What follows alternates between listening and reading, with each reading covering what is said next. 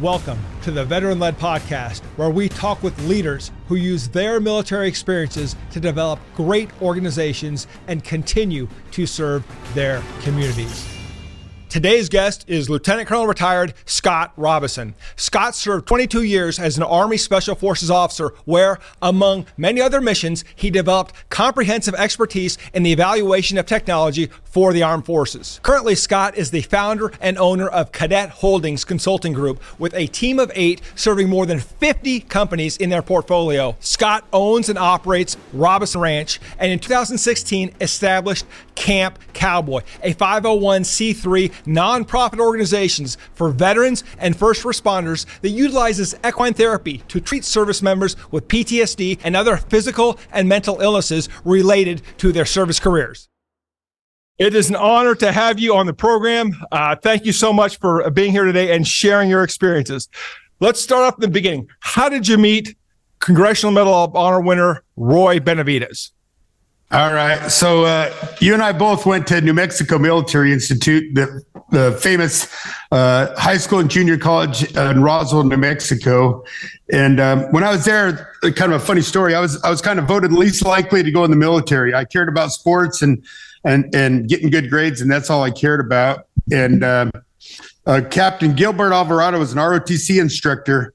And he said, "Hey, son, you need to go in ROTC. The Army's for you. That's what you need to do." And I kind of resisted him the entire time. I didn't want to have anything to do with it. And Roy P. Benavidez came to the school to do a promo and kind of talk to the students. Well, Captain Gilbert Alvarado made me the point of contact for Roy P. Benavidez. So I actually led him around the campus and toured the campus with him. And after spending 2 days with him, he changed my whole azimuth. At the end of that time, I was like, I want to be you. I want to be just like you.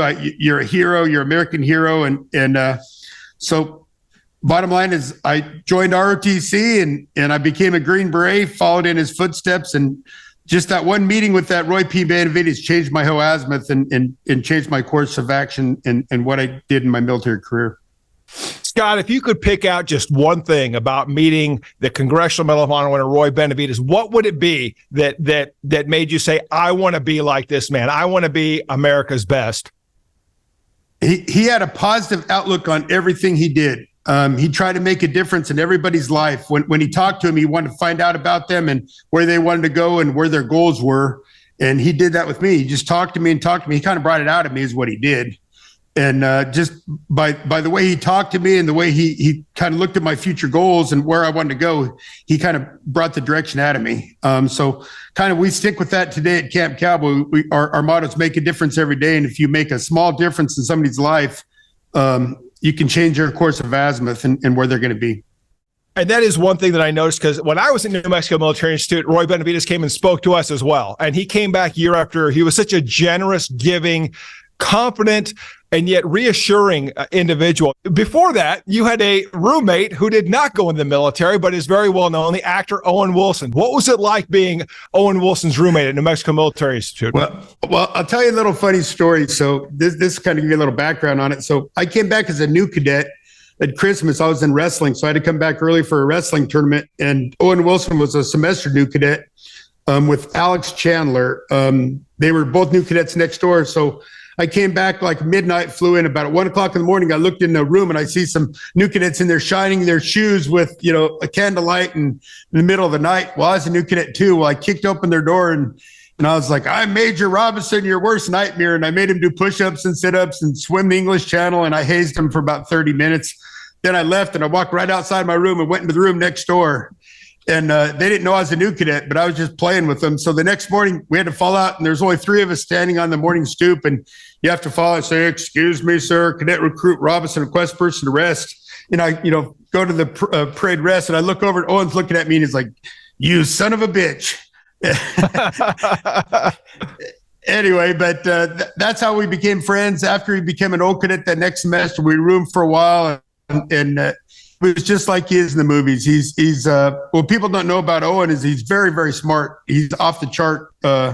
He's got a severe high IQ and but just a neat guy, fun guy. We played football together there. Enjoyed him quite a bit the whole time. Just like he is in the movies, just a very fun, charismatic individual. And so one other story before we get into your the business side of your career and of course, Camp Cowboy, was that, I went through Ranger School twice, failed out, got injured the first time, went through the second time. You went through the first time and actually gained weight. Tell us about that. Well, I just, I must have a really slow metabolism, but, everybody else goes to Ranger School and they lose, 20, 30 pounds. And I went through there and I think I think I ended up losing 1 pound. I was like, I would start at 191 and I graduated at 190. So I don't know if I gained weight, but every phase I'd go through there, they're like, "Hey, you a recycle ranger?" I'm like, "No." And they say, "You're the chubbiest ranger we've ever seen in this course." Every phase, it was kind of funny. But I went to the Special Forces School before I went to Ranger School. So every time I was leading a patrol, I was eating berries and eating whatever I could off the land the entire time I was there. So I didn't starve myself by no means. And that's a great story because we don't have to suffer. Suffering is at times optional. I want to now switch gears to your career path. When you left the military, you really hit the ground running. It seemed like you had a plan. And I know a lot of veterans struggle when they get out to find their purpose, find out what they're going to do next. But you knew exactly what you were going to do. So tell us, how did you handle the transition from being a special forces officer to being an entrepreneur? Well, when I first got out, I had quite a few job offers with some pretty big companies, and I decided I wanted to bet on myself. I believe if I'm counting on myself, I'm going to do the best thing I can. I found myself at a board at Baylor University. I was helping out some guys with some technology, kind of what I did in the military. And they said, "Hey, you have a different value than our PhDs up here at Baylor. Why don't you come up and be on a board?" So I started sitting on a board up at Baylor University where it was an entrepreneur board where companies were wanting to partner with Baylor. I found some winners out of the companies there. And so I joined up with the company and said, "Hey, how can I help you? Do you need investment money? Do you need know-how? Do you need contracts?" The same kind of stuff I did in the military. And I put myself in a good position. I helped some companies build from small organizations to billion-dollar valuations. But I always bet on myself. If you bet on yourself, you can't lose. Your best investment is always in your own education. And Scott, let's go back a little bit because tell us a little bit about what you did towards the end of your career in Special Forces that prepared you for this civilian transition. Well, my last job in the military, for my last 8 years, I worked at Operational Test Command. And during that time, I tested a lot of new technology for the military. I think probably over 8 years span, they left me in the same job. I had a whole bunch of very smart guys, PhDs from MIT and soldiers and different people that worked with me, but we tested over 300 new technologies for the military. So, during 2004, 2005, the Special Forces can go buy what they want and put whatever they want into the country, but the rest of the Army's tied to congressional money. Well, at the time, Congress passed a bill that was allowed us to go buy new equipment separate than the congressional plus-up money and put it in country as fast as possible. So I took myself and a smart group of team, and we flew out and just looked at new technology for the military, assessed it really quick, and we'd put it in country and used it as soon as possible. And so learning how to, I guess, rapidly deploy resources, how to get things done quickly, it's obviously been a skill that you've used throughout your civilian career as well. And just, if you could, tell us a little bit about some of the lessons that you learned in the military that helped shape your civilian career. Well, I think everything's about relationships. Being in the military for 22 years, you have some great bosses, you have some bosses that aren't so great, and you learn from the best leaders out there. So I was trying to look at the very best leaders I had that were the most positive, the most impactful, the ones that I wanted to be just like, and I wanted to follow their traits. And the ones that I didn't like and that I didn't think were good leaders, then I learned from that and said, "Hey, this is somebody I want to learn for and I don't want to be like." So I always try to look at the very best people, the very best assets around me and motto that. How did you learn to carve out the time to build a 501c3, to build a ranch, and to build that entire program that you have down there just outside of Fort Hood, Texas? Well, let's step back here. So a lot of this time management, when you go to New Mexico military, when you went there, you had to learn time management. From the morning, you had to get up and clean your room. You had to shine your brass. You had to shine your shoes. You had a giant schedule of classes. You had study hall. You had sports. You had all kinds of stuff. So you got to really learn time management, meaning you got to use every bit of your time available. And it's kind of like Ranger School or Special Forces School. When you're doing mission planning, you got to look at your whole time schedule out and plan it out. the way the ranch kind of happened, it kind of happened by chance. So I told you I worked at Operational Test Command, and I used to go over to the Warrior Transition Unit at Fort Hood, and a lot of soldiers that were blown up or burnt up or shot up or whatever would be in that transition period waiting to figure out if they're going to get put out of the military or they're going to stay back in the military. So what I do is I was looking at new technologies. I'd go over to the Warrior Transition Unit and say, hey, does any of you guys want to come over to my office for an hour or two a day and look at new technologies? You guys just came back from Iraq and Afghanistan. And it would give them a sense of worth, that they're actually getting in the fight, even though they couldn't get in the fight, but they could help out other guys by talking about things that worked in Iraq and Afghanistan or things that didn't work. Or if I could show them some new technology, they might give me some better ideas on how to use it. And so it was given a sense of worth. So those same guys, I started bringing them out to my ranch. And we have a ranch just outside of Fort Hood. And first we started coming out here, we'd look for arrowheads or we might shoot some guns. And then we started riding some horses. And they all attracted to the horse. They're like, man, this horse is something different. It's making us calm. It's making us feel better. And Larry Mahan, Cowboy Hall of Famer, he was a friend of mine, and Senator Suzanne DeHupp were good friends of mine. They said, Scott, why don't you make this official? You have a lot of soldiers coming out to your ranch. Why don't you set up a curriculum and actually set up classes and set up a 513C for Camp Cowboy? So a gentleman by the name of Tony Cole, he was a five-time Purple Heart recipient. He was at the ranch working for me. He helped me set up the curriculum. Larry Mahan gave us some really good guidance. Susanna Hupp came out and got us kind of set up. And so we started our first class in 2016. The first class, I think, had 3 people in it. And then after that, we had more classes. And now I think our last class was 36 people in it. We do 3 90-day classes a year at the ranch, which I'm very excited. My son took over 2 years ago as the director of Camp Cowboy. He's grown up on horses, and he worked for Larry Mahan for years, and probably as good as horseman as they ever was. And he also went to New Mexico Military Institute. But after NIMI, he came back and said, Dad, this is what I want to do. And he took over as a director, and it's gone very well since. How did you come up with the idea for the ball? Man, I think it was just by chance. I actually went to a charity ball, the Ride On Center for Kids down in Georgetown, and kind of got an idea there because we've kind of been self-funding it. And I'm very poor at fundraising. I'll just tell you that right now. I'm very poor at fundraising. If there's something I could probably do better, that would be it. But I saw that they did that, and everybody said, hey, let's set up a ball. You give everybody a chance to dress up nice, and the ladies can wear the nice dresses, the guys can wear their suits and their jackets, and we've had some pretty neat bands down there. This year, we're hoping Ted Nugent was going to make it, but he said he would do a video podcast for us, or not podcast, but a live video feed for us at the Camp Cowboy Ball. But Toby Keith's been very generous. He donates a couple guitars every year and signs them for us. And George Strait signed some guitars for us. And a lot of the Dallas Cowboys have signed jerseys and helmets. And this year we got a Deion Sanders signed jersey and helmet autographed for auction. And we have a bunch of guitars, and we make guns here at the ranch. So we have our Black Hole subsonic guns. We'll be auctioning off a couple of those this year, and there's some pretty neat auction items. So I got to tell you a story about when I went to your ranch and about one of those guns. So we all got in the buggies and we're driving across the ranch, and you bring some former special operators, and we get to your firing range, and there's about an 8x8 plate. It was probably about 50 meters away, 100 meters. How far away was it? Probably 100 yards, maybe. 100 yards away.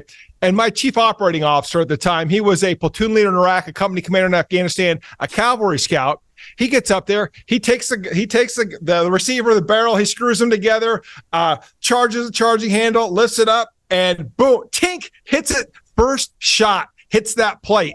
And then he shot like 6 more times, couldn't hit it. I couldn't hit it. None of the special operators could hit it. But I was so They should have quit.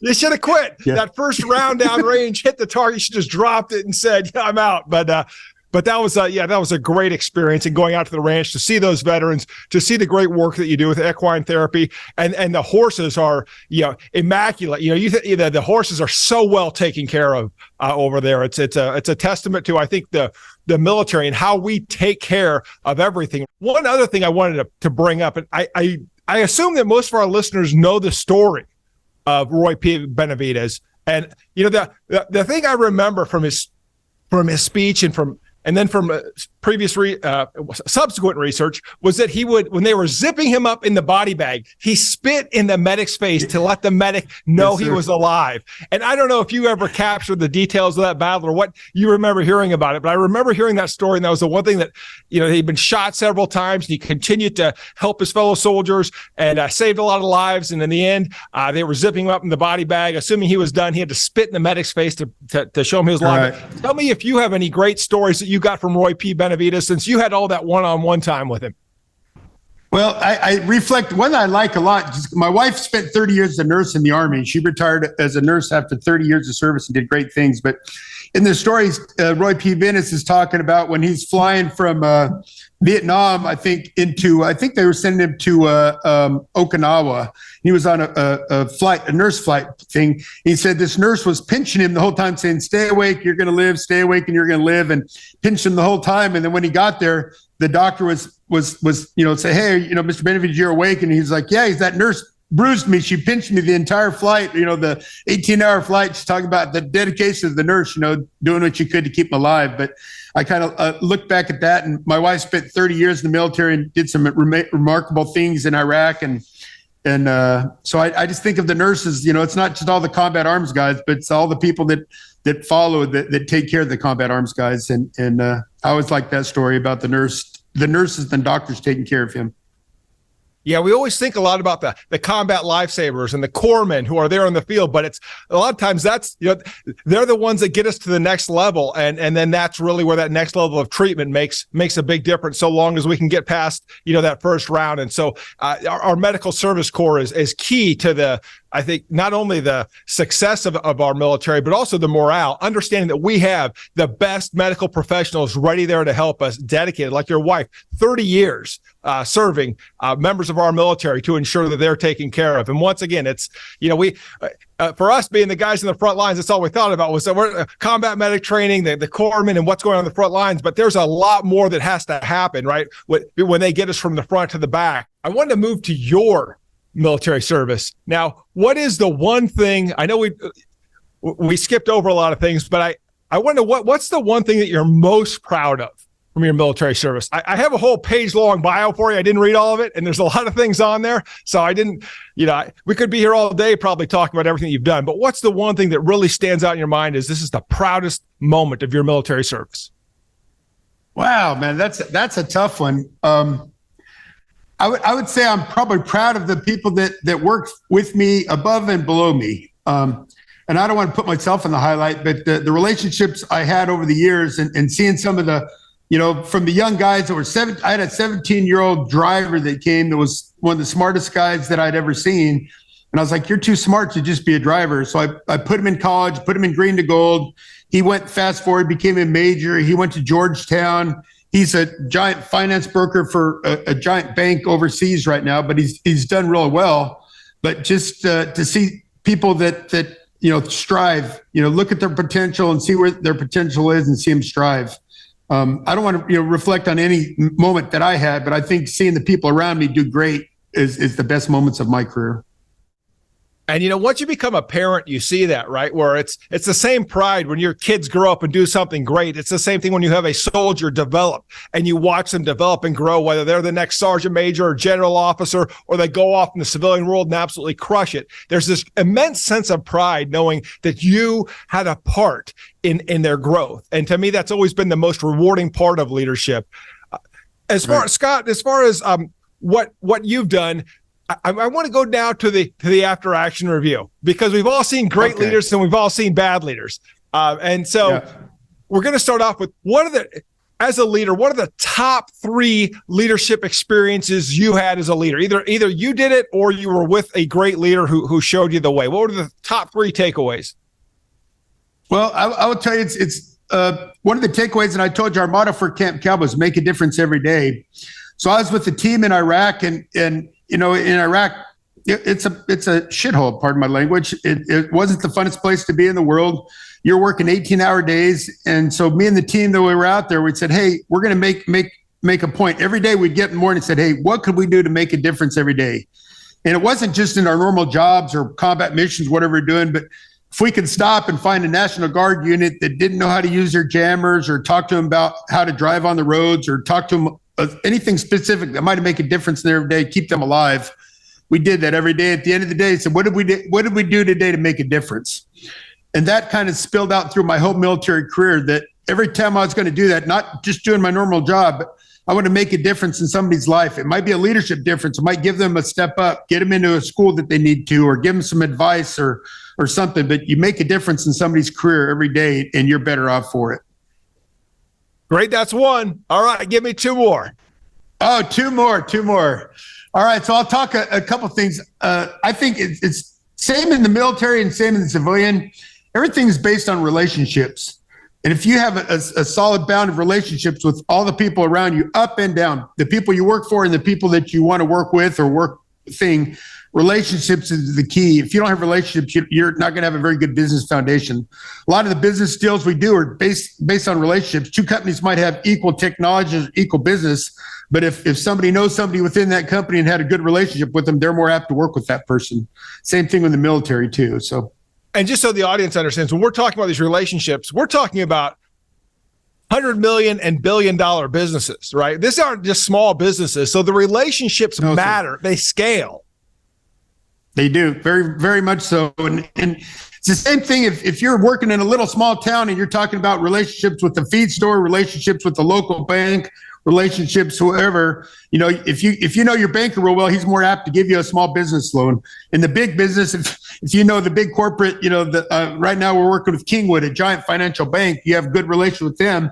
They're more apt to help the companies that you're trying to help with. So it's the same thing on a small level as a big level, but it's all based on relationships. Treat people how you want to be treated and do the right thing. And if you do the right thing, people are going to say, hey, this person does the right thing. I'm going to go with whatever they want to do because they have a track record of performing. And the last lesson, the last positive lesson. So for 3 up, what's the last one? Last positive lessons. I kind of said at the very end there is treat people how you want to be treated. Whether it's the janitor at the business or it's the CEO, you treat people with respect, top to bottom, and you can't go wrong. A lot of people don't do that. A lot of people are like, oh, who's that guy? That guy's just a lower person thing.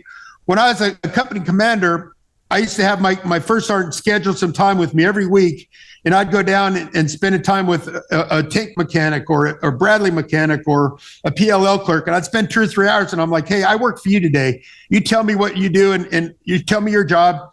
In that 2 or 3 hours, I'd learn more about what he did, what his job was, what things we could make better, what things troubled him. Was it finances? Was it housing? Was it, was it his family life? And I learned more about that person. And by spending time with the lower enlisted and the upper enlisted, I did that with the officers too. You got a better feeling about your whole organization. So I think in the corporate structure, you got to know everybody. From somebody in the lower part of the company may be able to give you some pretty information about that company. So you treat everybody with respect, regardless of what their position is.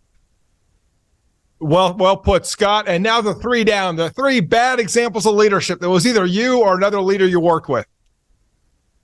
I'll tell you bad examples. The leaders that take credit for what everybody else does, whether they did or didn't do it. I think that was an absolute pet peeve for me. And in the military, I think I had a lot of leaders who are like, well, I did this because well, it wasn't you, sir. It was a whole team of people that did it for you. So give credit where credit's due. And I think that was one of the things that I think leaders need to do is give credit to where it's at. But that was a poor leadership that I didn't like. Like I said, I didn't like when leaders didn't take care of their people. I'll give you an example. When I became I changed company command, the guy that was an incoming company commander came in, and we're in Texas and it was hot. And I said, hey, my gift to my soldiers is I just want to do a 15-minute change of command ceremony, be in, be out, dress in our BDUs, soft caps, no equipment layout, no full combat gear. And the new company commander's like, no, it's mine too. I want full layouts. I want, pomp and circumstance. And he went and complained to the brigade commander and said, no, I want this. And brigade commander said, no, it's Scott's change of command. He can do that. Well, General Swartz showed up on my change of command, and he stopped in the middle of the thing and came up and he said, hey, you're taking care of your soldiers to the last minute by having a 15-minute ceremony. That company commander was still thinking about his soldiers. So I think you just got to think of your soldiers and think of people other than yourself. That was an example of something that happened in my career, but General Swartz recognized it and rewarded it at that time. It's kind of neat to see it at company change of command, a 3-star general. Yeah, restated leaders, it is not about you. It's about the team. And if you haven't made your mark by that change of command ceremony, there's nothing you're going to say to your soldiers. They already know whether you care. They already know whether you've already ratified your position as the leader in their hearts and minds by the time you're leaving, regardless of. Now, you said no, you're not talking about BII and stuff. Well, I guess you were special forces. You weren't mechanized infantry. We had to lay out all this stuff. I did a stint as a mechanized infantry company commander as a special forces officer. I was a fish out of water. I had 367 guys in my company. And when you do the change of command back in Fort Hood, everybody used to wear their heavy duty gear and their Kevlar and their LBEs, and they had to have the tanks and Bradleys, and they'd have them all parked out. And, it just took a lot of work to do that. And I didn't want to do any of that. I said, let's do one practice, pass the guide-on ceremony, and then we're going to give our speech and get out of there. It was, 110 degrees in the summer of Fort Hood, and having a guy sit out and practice in the sun is just horrible to me. I'm like, my gift to them is let's get in and out in 15 minutes. And that was back when we were still stupid and wore starched BDUs and shined our black boots, right? Was that the uniform then? Yes. Yeah, that's it. That's exactly it. If I remember those, exactly I remember those ceremonies. Okay. Final bad piece of leadership advice or bad piece that you either performed yourself or you observed. Oh man, bad piece of. I've observed a lot over the years, but I'm trying to think. I've got to try to tell myself somewhere here. I think probably something I could have done better over the years, and I think I got better as I got older. When I was younger, you got to listen to your NCOs. Your NCOs have been around forever, and they will. Sometimes early on, I resisted that, and as I got older in my career, I was like, the NCOs are really the backbone of the Army. And they made a difference in my career. Early on, maybe I was young and dumb, and I thought I was smarter than I was, and I probably early on in my career didn't listen to them as well as I should. As I got older, I was like, that was a big mistake. Those guys are there to keep me straight, and I think I had a very good lesson learned. But when I was younger, I just thought I was invincible and too smart for my own good. And as I got older, I realized those guys are very smart and been around, and you got to learn from their experience. Well, and you also went through the early commissioning program. So you got commissioned after 2 years of junior college. So essentially you were a 20-year-old lieutenant. You weren't even old enough to drink, and you're out there telling NCOs what to do. And you said that's when you were making the mistakes, right? Yes, sir. Yes, sir. Well, I think we've all been there. Now, tell us, I want to take this just one step further, but who are the NCOs now as a civilian, as a leader in your civilian community? Who are the NCOs that you're listening to in your companies to make sure that everything is running right and making sure that you're not making decisions without the input of those experienced senior leaders? Well, it's not necessarily NCOs, but it's right now I have kind of a linear company. So we're kind of all equals in this company. We work together, but everybody has their own different background. So if it's a finance background, I listen to my finance guy and I'm like, hey, this is your background. I'm not smart on finance. So you tell me how the banks run. You tell me how this works. If it's a technical thing, I got to go to my technical guys. If it's a acquisition thing, I go to my acquisition kind of guy. And so you just got to listen to the experts in every field. And I'm not an expert in anything. I guess I'm a good manager of a bunch of different people and can kind of see things and bring them together. But you just got to learn from the experts in every field. Scott, as we come to the conclusion of all this, what advice do you have for your brothers and sisters who are now veterans, who are now in business, or they run a nonprofit and they're looking to have an even bigger future? How do they build it? Well, you build it with a good team of people. I still go back to my motto we talked about earlier, make a difference every day. If you're making a small difference in your employee's life or the people that you meet, getting to know them a little bit, and the more you can make a difference in other people's life, the better off you're going to be. And same thing in the business. If you're helping other businesses get better, it's going to come back to you full. There's some companies that I worked with early on that I never thought anything was going to happen. Well, 3 years later, they became big and they've circled back and said, hey, you helped us early on. We want you to come back and help us again.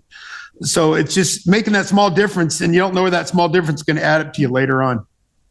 And I think that's a key in investing, especially in those junior leaders, whether they go on to do something great and you're proud of their military career, or their civilian career. We've seen that happen where we have made our investment in people, and those individuals go above and beyond, and they surpass us, and they do amazing things. And it's such a moment of pride, but we never know who's going to be that individual.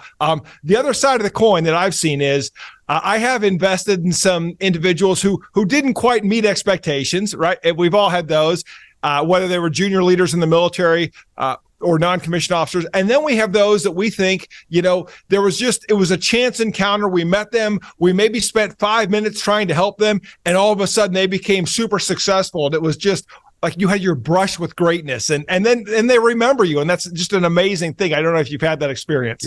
Yes, sir. Yes, sir. Yes, sir. Throughout their career. And I think that's really what it's all about. And so for veterans out there, there are plenty of other veterans like Scott who have done it all, started businesses, started a nonprofit, been highly successful, and they credit it to the team, and they still want to help. They still want to mentor. They still want to give back. So thank you so much, Scott, for everything that you have done as a Special Forces officer and everything you continue to do as a business leader and the leader of Camp Cowboy, which is I guess Lane runs it now, but you were the founder. Yeah.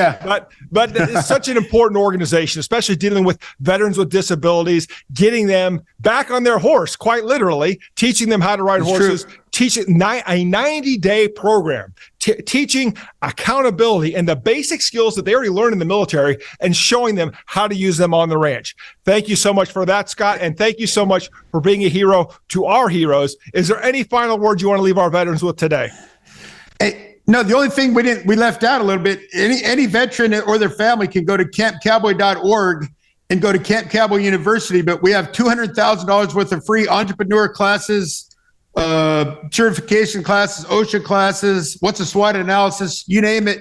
It's all free. They just have to log on and get their credentials, and they can get all the free education platform, how to build their own business. But it's under the campcowboy.org and then under Camp Cowboy University if the drop-down menu. Thank you for that, Scott. It's a great program, and I encourage all veterans who are getting into business or who are struggling to take a look at it. Go ahead, Scott. No, last thing I was going to tell you, we're actually franchising. We have a Camp Cowboy, Illinois. A lady named Kimber Watkins is setting up a Camp Cowboy, Illinois. She starts, I think, actually this month. We have a Camp Cowboy, Dallas, Fort Worth. It's going to go. Bonnie Jill is going to be setting hers up there. She's a former Dallas Cowboy cheerleader, and so she's got a lot of help with the Dallas Cowboys family doing that. And then we have Camp Cowboy Broken R up in Hyco, Michael Richardson, who trains horses from a wheelchair, remarkable. He's been on, if you look at our website, we have some stories and podcasts about him, but incredible guy. So we have 3 other Camp Cowboys starting off, and then we'll be at the Nationals Finals Rodeo in December for 10 days as a sponsor for the Nationals Finals Rodeo. So anybody wants to come see us at the Cowboy Christmas out there. We'll have a booth set up. Thanks so much, Scott. And for all of our veterans listening, go to campcowboy.org to learn more. Thank you, Scott.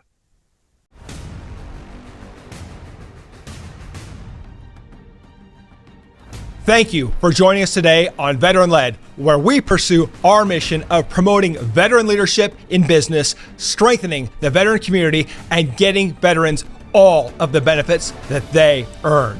If you know a leader who should be on the Veteran Led podcast, report to our online community by searching @Veteran Led on your favorite social channels and posting in the comments. We want to hear how your military challenges prepared you to lead your industry or community, and we will let the world know. And of course, hit subscribe and join me next time on Veteran Led.